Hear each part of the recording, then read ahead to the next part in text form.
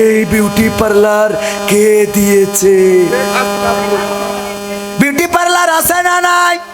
সাজুগুজু করে আমার মা বোনেরা, সাজুগুজু করার পরে আবার বোরখাও পারে রে। তার মানে ওরা চাই আল্লাহ তোমারেও খুশি করব আর শয়তানরেও খুশি করব। বলেন মারহাবা। কি দুইটারে একসাথে খুশি করে? শয়তানের কথাও রাখা হইলো, মা আর কি কার রাখলো? আল্লাহর কথা হচ্ছে সাজুগুজু করি, তারপরে এবার বোরখা পরি ম্যাডাম যাই। ওরে বাবা, দেখি তো আমাদের সভাপতি মনে করে জান্নাতুল ফেরদাউস যাচ্ছে, আসলে ওর আইডির নামও জান্নাতুল ফেরদাউস। ঠিক না বেটি? আর আমার যুবকরা ওই বোরখার ওই ছোট দেখি মনে করে এর মতো হাজি সাহেব একটাও নেই। ওরে আবার রিকোয়েস্ট পাঠায়, আপু কেমন আছে? হ্যাঁ, ঠিক না বেটি? আপনার জন্যে আপনার না খুব ভালো লাগে। ভাল লাগে যুবকেরা এই জান্নাতুল ফেরদাউস গুলো সাজুগুজু করে, এই দেখি আমার যুবকরা পাগল লাইলাতুল ফেব্রুয়ারিতে ইবাদত বাদে দিয়ে ফুল নিয়ে ঘুরে বেড়ায়। ঠিক না বেটি? এইটারে বিয়ে শাদী করার পরে এই আমাদের এই যে এক যুবক বিয়ে করেছে আপনাদের মৌথালার, ও পরের দিন যে খালিগঞ্জে যে বিউটি পার্লার আছে না, ওখানে যে একটা এই যে আইফোন 16 প্রো ম্যাক্স 2 লাখ টাকার উপরে দাম। আরে বাবা, আইফোন 16 প্রো ম্যাক্স অনেক দামি ফোন, এইটা নিয়ে যাইয়ে তো বিউটি পার্লারের মালিকই দিয়েছে। বলছে কি জন্য? বলছে আপনি কাল আমার বোর সাজাইতেছেন। নাম কি? মিস্টার আবেদা না মিসেস আবেদা? বলছে হ্যাঁ, আবেদা নামের একজন সাজাইছিলাম। তো এটা আমার জন্য কিসের জন্য? বলছে আমার বউরে এত কায়দা করে সাজাইছেন, আমি খুশি হয়েই দিলাম। আমার তরিকুল ভাই আর কি, ইসলামিক সিটি টিভির প্রোভাইডার, দিয়ে খুশি হয়েই বলছে আইফোন 16 প্রো ম্যাক্স আমরা, কারণ ওদের টাকা আছে বেশি। তো ও তো খুব খুশি যে আল্লাহ তরিকুলির আরো 3টে বিয়ে হোক। কারণ কি? কারণ যদি একটা বউ সাজাই দিলি একটা করে আইফোন নয়, তার আরো 3টে হলে তাহলে 4টে হবে। যাক আলহামদুলিল্লাহ। খুইলি দেখে কি এর আইফোন, ওর মধ্যে নোকিয়া 1100 গাডার মারা, তাও বাটন 2টে ইন্দুরি খেয়ে গেছে। লিখা রয়েছে এখন কেমন লাগে।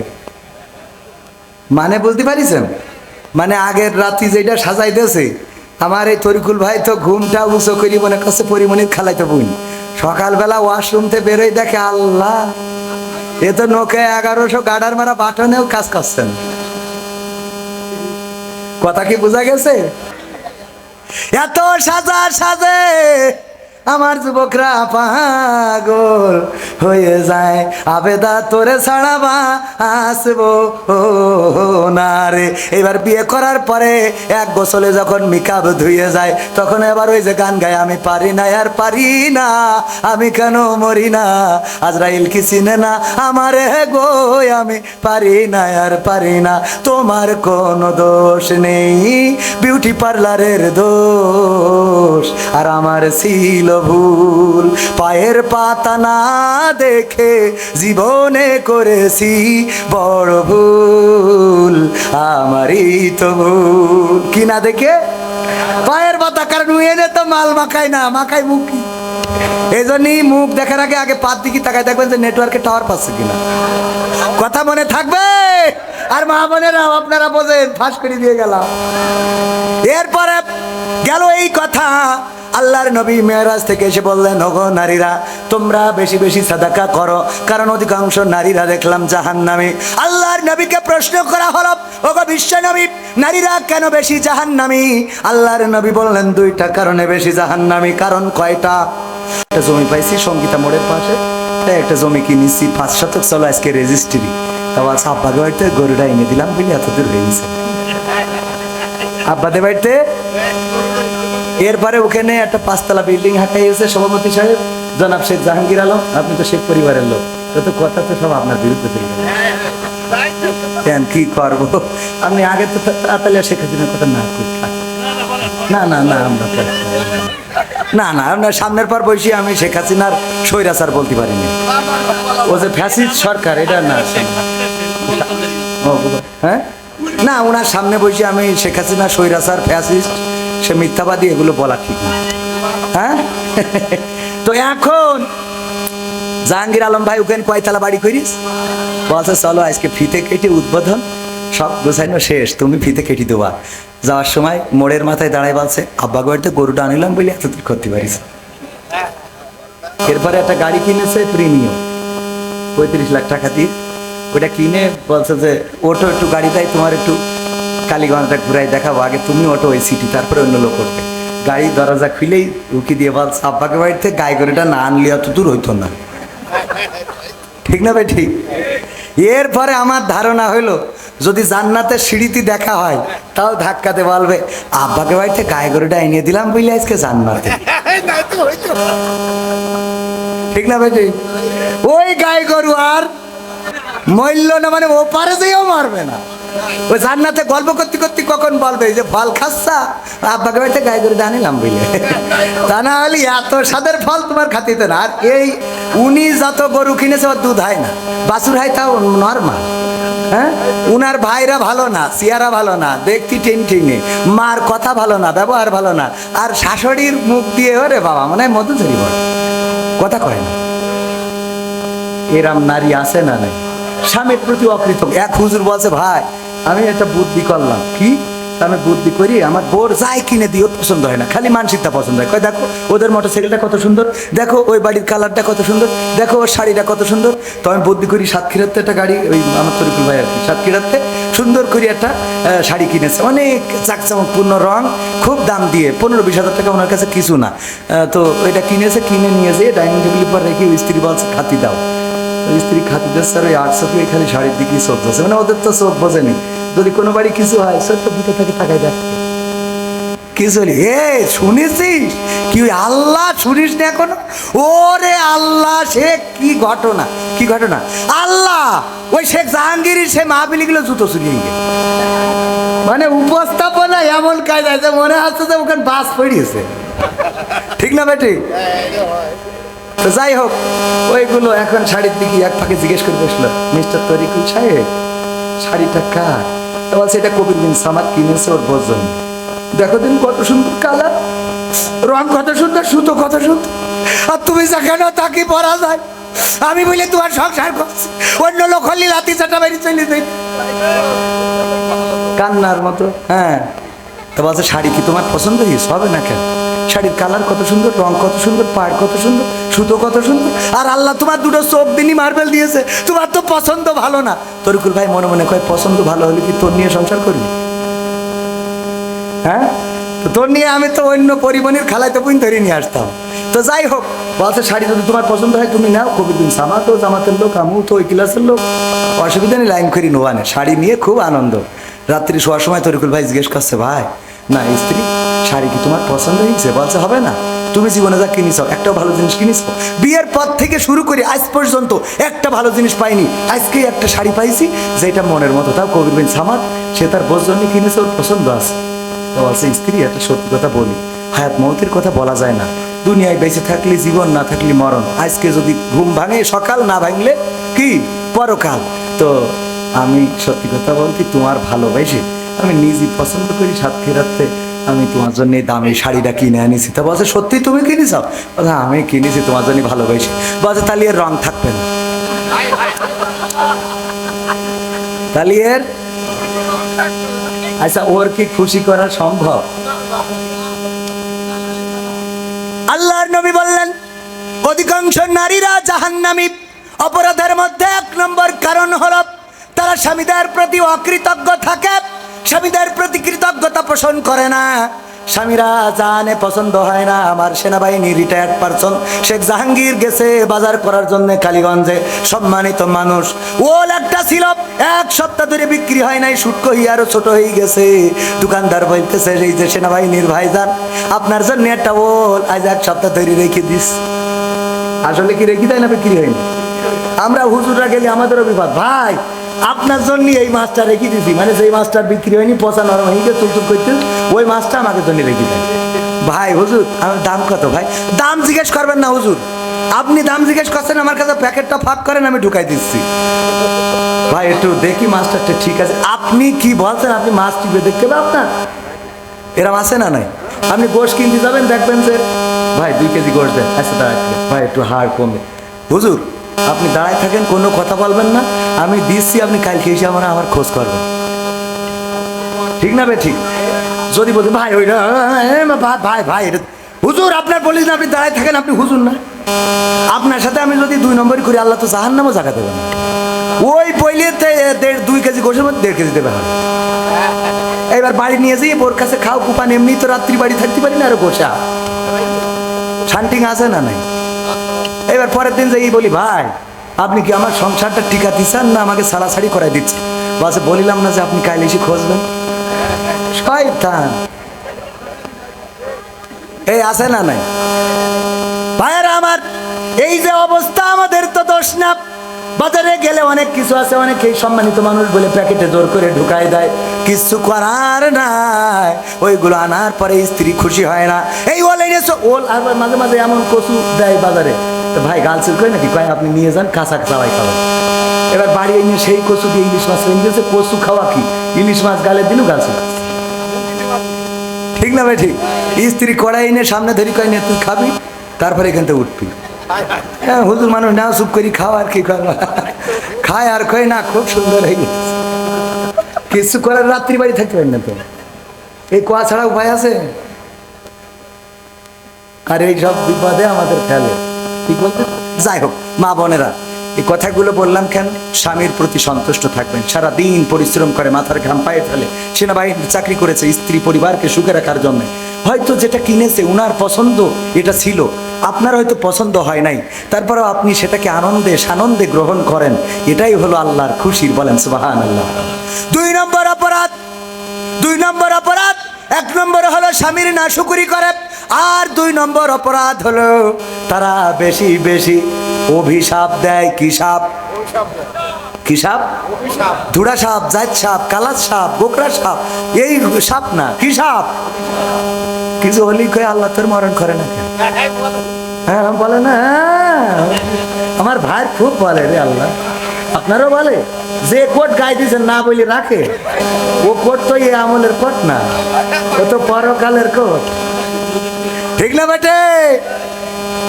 ভাই খুব বিপদে আছে রে, আল্লাহ হেদায়েত নসিব করুক। বলে না আমি, কয় তুই মরিস না কেন? আজরাইল তোর দেখে না। আমার কাছে একজন ফোন দিয়েছে, দিয়ে বলছে হুজুর আপনি কি সেই হুজুর? আমি বললাম কোন হুজুর? বলছে যে ওই যে প্রশ্ন করে উত্তর বলি দেন। তা আমি বলছি হ্যাঁ, আমি ওই যে কুইজ করি মাঝে মাঝে। তো বলছে হুজুর আমার স্বামী না মরে গেছে। আমি বললাম আমার বিয়ে করা হবে না, শোনা আমার 2টো বাচ্চা, একটা বউ, ওই নিয়ে জ্বালায় আছে, তো হবে না। বলছে না হুজুর বিয়ে করার জন্য বলিনি, আমি অন্য একটা কাজে। কি? তা বলছে হুজুর আমার স্বামী অসুস্থ ছিল, তো আমি প্রায়ই তাকে বলতাম যে আল্লাহ তোমার মরণ করে না কেন, এরম পড়ি না থেকে মরি দাও, দূর হয়ে যাও। আমি বলতাম যে আল্লাহ তোমার মরণ করে না, দূর হয়ে যাও, তোমার তুইলে নেয় না কেন আল্লাহ, এত লোকের নিয়ে যায় তোমার নেয় না কেন? আমি এই কথাগুলো বলতাম। আমার স্বামী মারা গেছে, তো মারা যাওয়ার পরে আমার মনে, আমার হৃদয়ে, আমার অন্তরে, আমার বুকের মধ্যে খুবই কষ্ট যে আমি এই কথাগুলো বলার কারণেই কি এত তাড়াতাড়ি মারা গেল। আমার এই কথার জন্য কি পর হিসাব দিতে হবে?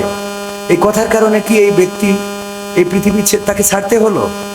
আমি হুজুর আপনার কাছে জানতে চাই যে আমার এই অপরাধের কারণে আল্লাহ শাস্তি দিবেন কিনা, বা আমার এই কথার কারণে সে মারা গেল কিনা, অথবা তার হায়াত এই পর্যন্ত ছিল কিনা, যে হায়াত ফুরাইয়ে গেছে, মারা গেছে। আল্লাহর কসম, আল্লাহি আমি সত্য ঘটনা বলছি। আমি তাকে বললাম বোন তার হায়াত ফুরাইয়েছে নাকি ফুরাই নাই? হায়াত কমা বাড়া করে না করে না? দোয়ায় হায়াত বাড়ে, আবার দোয়ায় হায়াত কমে। শুধু তাই না, যদি কেউ কারোর জন্য দোয়া করে, আল্লাহ নবী বলেছেন যে দোয়া করে যার জন্য, এই দোয়া আগে তার জন্য কবুল হয়। বলেন সুবহানাল্লাহ। সুতরাং আমরা অন্যের ভালোর জন্য দোয়া করবো, আল্লাহ আমাদের ভালো করে দিবেন। মনে থাকবে আমার যুবকেরা, অন্যের জন্য দোয়া করবো, আল্লাহ আমার দোস্তের একটা ভালো বউ দাও। এই জঞ্জিরা কি দোয়া করতে হবে? আল্লাহ আমার দোস্তের একটা ভালো বউ দাও, তাইলে তোমার জন্য এই দোয়া কবুল হয়ে যাবে। তোমার আল্লাহ কি করবে? ভালো একটা স্ত্রী দিয়ে দেবে। বলেন সুবহানাল্লাহ। তারপরে এই কারণে কি আমার জবাবদিহিতা করতে হবে? আমি বললাম ওগো আমার বোন, হায়াত ফুরাইয়েছে নাকি ফুরাই নাই এটা বলার সক্ষমতা আমার নাই, কারণ ওই খাতা, হায়াতের ওই খাতাটা আমার দেখার মতো তৌফিক আল্লাহ দেন নাই, এবং এটা মানুষের মধ্যে রাখেন নাই। হায়াত মউতের মালিক কে? আল্লাহ। তবে এতটুকু বলতে পারি, আল্লাহর নবী বলেছেন 2টা কারণে নারীরা জাহান্নামী। 1 নম্বর হলো তারা স্বামীর প্রতি নাশুকরি করে, আর 2 নম্বর হলো তারা বেশি বেশি অভিশাপ দেয়। আপনি এই অপরাধের মধ্যে একজন অপরাধী, এই অপরাধের কারণে আল্লাহ চাইতো আপনাকে যদি ক্ষমা না করেন, জাহান্নামের রাস্তায় আপনি একটু আগাই গেছেন। ঠিক না বে ঠিক? মা বোনেরা আমার, আল্লাহর নবীর কন্যা ফাতেমা রাদিয়াল্লাহু তাআলা আনহা হাসান হুসাইন কান্না করছে, ওগো মা খেতে দাও। 4টা দিন, 3টা দিন, 5টা দিন হয়ে যায়, মাগো খেতে দিতে পারো না। পাথর বেঁধে আর কিভাবে দিন পার করব? কলিজাটা ফেটে যায় পেটে ক্ষুধার যন্ত্রণায়। আহারে এই ক্ষুধায় পাথর বেঁধেছি, পেটটা পিঠের সাথে লেগে গেছে। ওগো মা একটু কি খাবারের ব্যবস্থা করা যায় না? ওই সময় আলী রাদিয়াল্লাহু তাআলা আনহু বাড়িতে ঢুকছিলেন। বাড়িতে যখন গেটের মধ্যে পা দিয়েছেন, ফাতেমা রাদিয়াল্লাহু তাআলা আনহা দেখলেন আলী বাড়িতে ঢোকে, হাতটা শূন্য, মনটা খারাপ হয়ে গেল। চিৎকার করে বললেন, ওগো হাসান হুসাইন, তোমরা কেন আমাকে বারবার জ্বালাতন করো? কেন আমাকে জ্বালাও? কেন আমাকে ডিস্টার্ব করো? তোমরা তোমাদের বাবাকে কেন বলতে পারো না? তোমাদের বাবাকে কেন খাবার আনতে বলতে পারো না? তোমাদের বাবা কেন তোমাদের খেতে দিতে পারে না? তোমাদের বাবাকে বলো আমার কাছে বারবার ডিস্টার্ব করবা না, বিরক্ত করবা না। এই কথা শোনার পরে আলী রাদিয়াল্লাহু তাআলা আনহু ওই গেট থেকে বের হয়ে গেলেন, বাড়ির মধ্যে ঢোকে নাই। কিছুক্ষণ পরে ফাতেমা বললেন, ওগো হাসান হুসাইন, তোমাদের বাবা দেখছিলাম বাড়িতে ঢুকছিল, কোথায় গেল? ওগো মা, যখন আপনি আমাদের ধমক দিচ্ছিলেন যে তোমরা কেন আমাকে বারবার খাবারের জন্য আমাকে পীড়া দাও, আমাকে যন্ত্রণা দাও, তোমাদের খাবার আমি কোথা থেকে এনে দেব? আজ 3 দিন 5 দিন হয়ে গেল তোমাদের খাবার দিতে পারি না, তোমাদের বাবাকে কেন বলো না? এই কথা শোনার পরে আমাদের বাবা বাড়িতে ঢোকে নাই, গেট থেকে বের হয়ে গেছে। ফাতেমা রাদিয়াল্লাহু তাআলা আনহা তাড়াতাড়ি করে তাদের পিতাকে খোঁজার জন্য বের হলেন। মদিনার অলিতে গলিতে ঘুরলেন, না কোনো জায়গায় পাইলেন না। তারপরে আল্লাহর নবীর কাছে গেলেন, যে বললেন, ওগো নবী গো, আজকে বড্ড কষ্ট দিয়ে ফেলেছি আপনার জামাতাকে। কি কষ্ট দিয়েছ? ওগো নবী, হাসান হুসাইন 3 দিন 4 দিন ধরে না খাওয়া, পেটটা পিঠের সাথে লেগে গেছে, পাথর বেঁধে রেখেছে পেটের সাথে, আমাকে বারবার ডিস্টার্ব করে, খেতে দাও খেতে দাও। আমি ধমক দিয়ে বলেছি তোমাদের বাবাকে কেন বলতে পারো না, আমাকে কেন বলো? এই কথা যখন বলছিলাম আলী বাড়িতে ঢুকছিল, আমার কথা শুনে বাড়ি থেকে বের হয়ে গেছে। ওগো বাবা, আমি তো ঘুরলাম পাড়ায়, কোন জায়গায় হাসান হুসাইনের বাবাকে খুঁজে পেলাম না। আল্লাহর নবী বললেন, ওগো ফাতেমা, তুমি শুনে নাও, শুনে নাও, আমার আলী যদি আজকে তোমার কথায় কষ্ট পায়, আর কষ্ট পেয়ে যদি বাড়ি থেকে বের হয়ে যায়, এই মুহূর্তে যদি মালাকুল মাউত এসে আমার আলীর জানটা কবজ করে নিয়ে যায়, এই পৃথিবী যদি ছেড়ে চলে যায়, বনের সাপে যদি কেটে দেয়, অথবা বাঘে যদি তাকে ভক্ষণ করে নেয়, আর তুমি যদি তোমার স্বামীর কাছ থেকে ক্ষমা চেয়ে না নিতে পারো, তাইলে আমি নবী পরকালের ময়দানে তুমি আমার কন্যা, এই পরিচয়টা দেব না। আল্লাহু আকবার বলবেন না? আল্লাহর নবী কোন কন্যাকে বললেন? আল্লাহর নবী যেই কন্যাকে এত ভালোবাসতেন, বাড়ি থেকে যখন সফরে বের হতেন তখন সবার শেষে দেখা করতেন ফাতেমা রাদিয়াল্লাহু তাআলা আনহার সাথে, আর সবার আগে বাড়িতে ফিরে দেখা করতেন ফাতেমা রাদিয়াল্লাহু তাআলা আনহার সাথে। শুধু তাই নয়, আল্লাহর নবী বলেছেন, ওগো আমার সাহাবীরা, ওগো আমার পরিবারের লোকেরা, শুনে না, যদি কেউ আমার কন্যা ফাতেমাকে খুশি করে, সে যেন আমি নবীকে খুশি করে, আর যদি কেউ আমার ফাতেমাকে কষ্ট দেয়, সে যেন আমি নবীকে কষ্ট দেয়। এই ফাতেমাকে আল্লাহর নবী বলেছেন, পরকালের ময়দানে আমি পরিচয় দিতাম দেব না যদি তুমি তোমার স্বামীর কাছ থেকে ক্ষমা চেয়ে না নিতে পারো। সুতরাং মা বোনেরা যারা পর্দার অন্তরালে আছেন, এবার বুঝে দেখেন, স্বামীকে যদি কষ্ট দিয়ে থাকেন, ব্যথা দিয়ে থাকেন, অন্যায় আচরণ করে থাকেন, ক্ষমা যদি না চেয়ে নেন, তাহলে কিন্তু পরকালের ময়দানে নিজের কন্যাকে নবী পরিচয় দেয় না, আর আমাদের উম্মত বলে পরিচয় দিবে? কথা কয় না, দিবে? সুতরাং ক্ষমা, পুরুষরা বলছে হুজুর পাইছি কি, এটার জন্য ক্ষমা চায়। আবার পুরুষদের ভালো হওয়ার দরকার আছে না নাই? ভালো হওয়া কি? সারা রাত দিন তাস খেলা, চার দোকান, সিরিয়াল, টেলিভিশন, যাত্রা, গান, মিউজিক, এইগুলো দেখি বেড়াবে, আর আমাকে ভালো হুজুর একটু আমার বস জন্য দোয়া করেন, ও যেন সিরিয়াল না দেখে। তুই সিরিয়াল ছাড় আগে, কথা কয় না। এরম পুরুষ আছে না নাই? আছে, মানে অনেক আছে। এক পুরুষ তো যাইতে, মানে এক মহিলা ওয়াজ, মহিলারা তো ভালো ওয়াজ শুনে যে আমল করে, বাড়ি যাইতে ওয়াজ শুনেছে, আমার আব্বা বলছে যে ওয়াজ করেছে রহিমা আলাইহিসসালাম তার স্বামী আইয়ুব আলাইহিসসালামকে চুল দিয়ে পা মোছাই দিত। তো মা বোনেরা, আপনারা যদি পারেন স্বামীর চুলতে পা মোছাই দেবেন, এতে আল্লাহ মাথায় যত চুল আছে তত সওয়াব দিয়ে দেবেন। বলেন সুবহানাল্লাহ। টাকলা মুরাদের বউ বলছে, আমার তো তাহলে তেশ মারা সারা, কারণ আমার তো ওর মাথায় কোনো মাল নেই। তো যাই হোক, সাদে মাল নেই, অসুবিধা নেই। তো এই কালীগঞ্জের একজন শুনিয়ে দিয়ে তো যাই পা মোছাইয়ে শুয়েছে, শুলি গন্ধে বাঁচা যাচ্ছে না, গন্ধ গন্ধ গন্ধ, মানে পায়খানার গন্ধ কোথা থেকে আসতেছে, এরকম ধরা খুঁজে খুঁজে। তো তখন তো হেরিকেনের যুগ পায় না, দেখে যে আস্তে আস্তে করে চুল টাইমলো পিছনকে, ভাই তোমার চুলিতে তো দুর্গন্ধ, তা চুলিতে আসবে কেন? আমি তো পায়খানা ফেরিতে তো চুলি লাগার কথা না। তাহলে তুমি বুঝে দেখো, বুঝে দেখো কি হুজুর ওয়াজ করেছে যে স্বামী চুলতে পা মশাই দিলি মাথায় যত চুল তত সোয়াব হবে। তা আমি ওয়াজটা শুনে এসে একটু আমল করে শুয়েছি। কেন? কারণ ও মৌতলার মোড়ে তাস খেলছিল টাকা দিয়ে। কি দিয়ে? রইতন হরতন টিকা। হঠাৎ করি ওই যে আর্মির গাড়ি এসে দাঁড়াইয়েছে, ও বুঝতে পেরিয়েছে ধরি গান গাওয়া হবে। হ্যাঁ, এই জন্য তাড়াতাড়ি করে উঠিয়ে দিয়েছে দৌড় দেশে বাগান ছিঁড়তি বাঁশ বাগানে কিডা এক রায় ঝেড়ে থিয়েছে, চটকাই দিয়ে শুয়ে দিয়েছে।